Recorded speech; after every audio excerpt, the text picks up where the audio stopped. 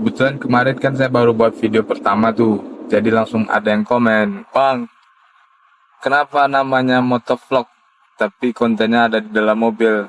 Berbagi pengalaman gimana caranya tidak dideportasi dari Singapura. Nah,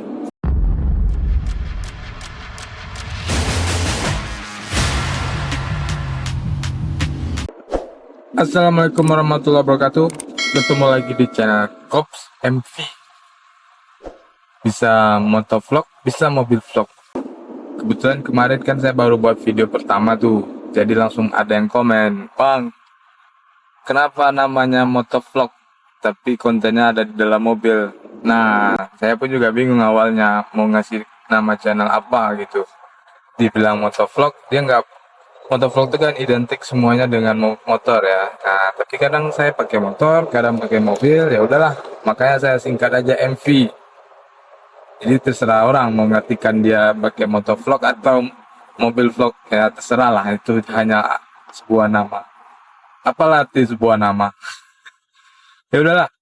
Kali ini kita mau cuap-cuap tentang apa nih? Jadi kali ini saya pengen berbagi pengalaman aja. Berbagi pengalaman gimana caranya tidak dideportasi dari Singapura. Nah, kebetulan saya punya pengalaman, saya dideportasi 2 kali dari Singapura. Permasalahannya kenapa? Sebenarnya simpel, tapi kadang membuat kita bisa dideportasi juga. Jadi saya harap kamu bisa mendengarkan pengalaman ini supaya tidak terjadi kepada kamu ketika mengunjungi negara Singapura. Oke, jadi ceritanya waktu itu sekitar tahun 2016 atau 2017, lupa lah saya, nanti saya pastikan lagi. Dapat tugas nih pergi ke Singapura untuk ngikutin training lah gitu. Dari kantor nyuruh ke sana.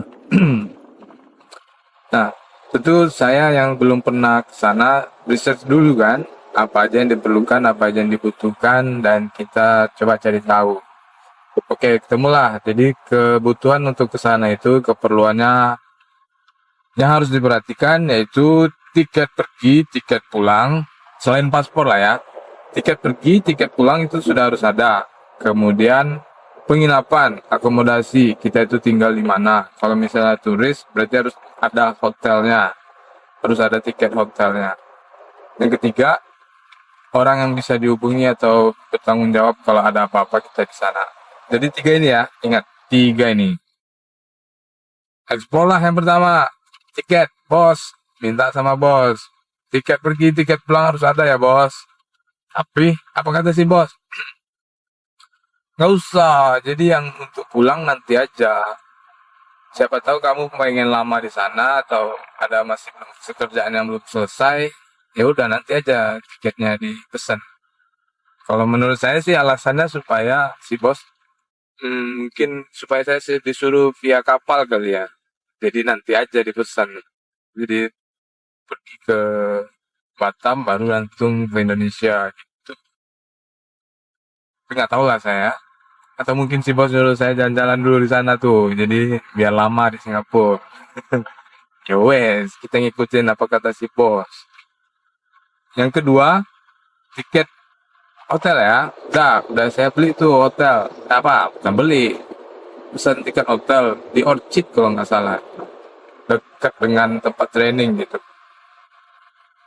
Sip, sudah ada dan dari saya print. Yang ketiga nih, orang yang dihubungi di sana. Oke, saya kontak orang yang dihubungi di sana. Jadi kebetulan kami itu kumpul di sana untuk training.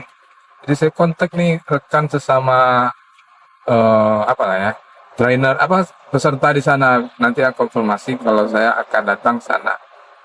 Oke, kata dia. Nah, ini dia 3 perlengkapan atau 3 persyaratan udah terpenuhi ya. Berarti saya tinggal berangkat kan. Setelah hari H, ya udah terbang dari Jakarta ke Singapura langsung. Begitu sampai di bandara Changi kalau nggak salah ya. Rupanya di sana ada random check. Saya nggak tahu tuh awalnya random check itu apa. Setahunya setelah saya udah kena tahan di imigrasi sana, baru saya tahu random check itu apa. Oke, jadi ceritanya ditanya-tanya kan seperti biasa, kamu mau kemana, nginapnya di mana, terus siapa yang bisa dihubungi. Yang pertama, pasti ditanya tiket pergi dan tiket pulang. Betul loh, ditanya itu, jadi siapkan. Ini tiket perginya, tiket pulang mana katanya. Oh aduh, nggak ada, kata bos saya. Nanti saya mungkin pesannya nanti waktu training sudah selesai. Tapi mereka nggak mau percaya gitu loh. Tetap lama nih di proses yang di sini saya disuruh minta pesankan sekarang katanya. Kalau kamu bisa pesankan tiket itu sekarang, kami izinkan masuk katanya. Aduh, sampai segitunya. Saya coba kontak bos, bilang aja nanti aja itu bisa. Bisa itu, kamu nanti akan pasti pulang dari Singapura katanya. Kamu tidak tetap lama. Ini buktinya ada eh, penginapannya sudah dipesan gitu. Agak lama nih di poin pertama, mereka minta saya harus pesankan tiket pulang sekarang juga gitu. Untuk seminggu ke depan gitu, di minggu depan maksudnya bukan sekarang. Nah, karena poin pertama ini nggak lewat, dia lanjut ke poin kedua kan, hotel. Oh aman, berarti dia percaya saya nanti udah ada tempat menginap gitu. Nah, di poin ketiga nih. Jadi karena poin pertama tiket pulang pesawatnya belum bisa saya kasih sekarang waktu itu juga, jadi dia minta poin ketiga. Ya udah kalau gitu siapa orang yang bisa dihubungi di Singapura? Siapa teman kamu atau orang yang bertanggung jawab ketika kamu di Singapura? Saya kasihlah kontak teman yang udah saya hubungin sebelumnya itu. Bro, bukan. Saya nggak komunikasi sama dia, tapi saya langsung kasih kontaknya ke orang itu ya. Mereka langsung ngubungin orang imigrasi, langsung ngubungin teman saya itu. Dan dia tanya, apa betul ini teman kamu yang sedang mengadakan training di Singapura dan kamu sebagai orang bertanggung jawab? Nah, inilah problemnya. Dengan santainya dia bilang, tidak, saya tidak kenal dia. Astagfirullahalazim. Bayangkan bro, yang tadi itu mereka sudah hampir meloloskan saya karena nggak ada tiket pesawat pulang. Jadi cancel semua. Oke, terima kasih kalau gitu. Tunggu. Setelah itu, eh ya dia langsung tutup salam sama yang teman saya. Habis itu dia langsung bilang, oke, terima kasih, dan langsung cari saya. Kamu di reject, kamu nggak bisa masuk ke Singapura karena kami tidak yakin kamu akan istilahnya balik ke negara kamu. Astagfirullah. Jadi karena alasan satu orang itu aja, tamatlah sudah. Gak bisa saya masuk. Oke, setelah itu kemana perginya? Jadi setelah kamu biasanya di imigrasi checking itu, kamu nanti kalau misalnya di reject, kamu dibawa ke kayak tahanannya lah ya. Kalau saya bilang kayak tahanan imigrasi gitu. Jadi kita dibawa ke suatu tempat yang itu isinya orang-orang yang tidak lolos dalam cek imigrasi gitu. Dilihat setelah saya ada di sana, rupanya ada sekitar 15 atau 20 orang yang ada di sana. Mereka dari berbagai warga negara, kebanyakan sih kalau saya lihat itu dari Vietnam, Thailand, sama Filipina gitu. Dan mereka cewek semua. Yang cowok nggak ada, paling 2 atau 3 orang. Nah, kalau saya lihat mereka itu kayak TKI nggak juga ya. Cantik-cantik loh, muda-muda. Kayak sosialita pada zaman sekarang ini mereka pakaiannya ke sana. Cuman ya itu, karena kena imigrasi atau random check, dicek semua yang tidak meyakinkan, tidak ada kayak yang 3 poin yang saya sebutkan tadi. Disuruh pulang. Jadi kami dikumpulkan di suatu tempat yang sama, itu mungkin imigrasi apalah namanya, temporary imigrasi sebelum kita pergi ke Indonesia, ke negara asal. Jadi mulailah kenalan-kenalan sama orang-orang di sana. Dan baru saya tahu ternyata itu adalah random check, yang mana Singapura, bandara Singapura itu kadang memang melaksanakan random check yang agak ketat gitu. Jadi tanpa pandang bulu sudah semua dipulangkan kalau tidak ada syarat-syarat itu. Oke, ya mau gimana lagi? Jadi saya terpaksa menunggu kepulangan.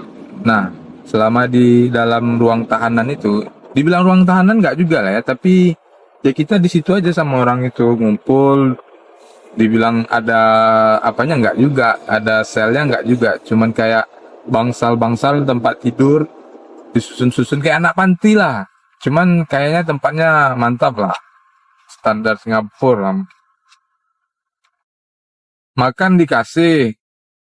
Cuman yang satu hal yang perlu saya ingatkan, jangan tunjukin kamu banyak uang. Nah, itu tips yang saya dapat dari orang sesama warga negara yang kena random check dan disuruh pulang ya. Sekaligus sama ada satu dari pegawai ya bandara lah atau imigrasinya yang ngomong, nanti kamu jangan tunjukin banyak uang gitu. Karena nanti kan kamu mau dideportasi nih. Uang kamu akan diminta untuk sebagai ganti kamu pulang ke negara kamu. Lah, saya pun kaget kan. Saya masuk sini legal, jalurnya jelas. Terus saya pulangkan, ini kan kebijakan dari negara kalian. Tapi kenapa saya harus membayar itu dong? Masa udah saya nggak jadi berkegiatan di sana, itu hotel udah rugi, rugi jalan-jalannya nggak dapat lagi, banyak lah ruginya kan, malah kita disuruh tanggung tiket kepulangan itu, bayangkan kan? Oke, jadi ya udah sesuai instruksi dari teman sama pihak bandara itu, saya sembunyikan lah tuh duitnya, penting sembunyi sampai nggak ada yang tahu. Paling saya bilang cuman saya bawa duit 300.000. Gitu. Akhirnya nggak lama saya di ruang temporari penunggu keberangkatan pulang itu, akhirnya jadwal saya dipanggil juga. Ya udah, saya langsung. Nah, jadi saya masuk jam 7 malam tuh.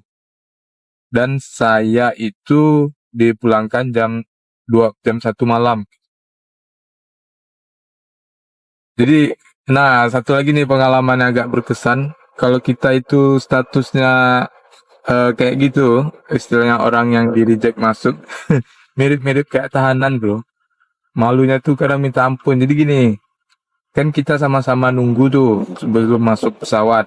Tapi kalau dengan status kita yang kayak gini, orang lain tuh nggak boleh masuk dulu loh bro.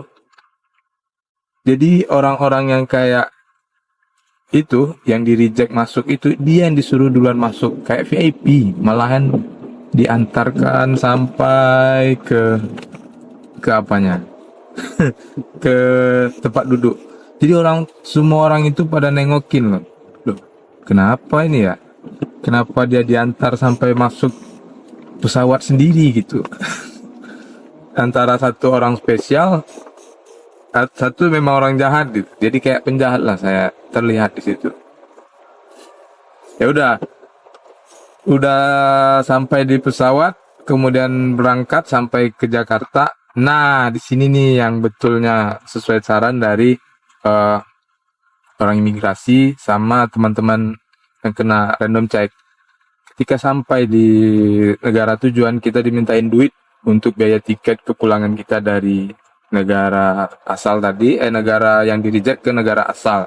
Nah, saya di situ saya bersikeras, itu kan bukan tanggung jawab saya. Ngapain kalian mau? Ya udah, kalau kalian mau ini nih, saya cuma ada 300, ya udah ambil aja 300. Karena dia begitu memaksa. Kalau nggak memaksa dia nggak akan bisa. Kalau saya nggak ada membayar berapapun yang mereka minta, masa dia minta 2 juta? Kan ada aja itu namanya.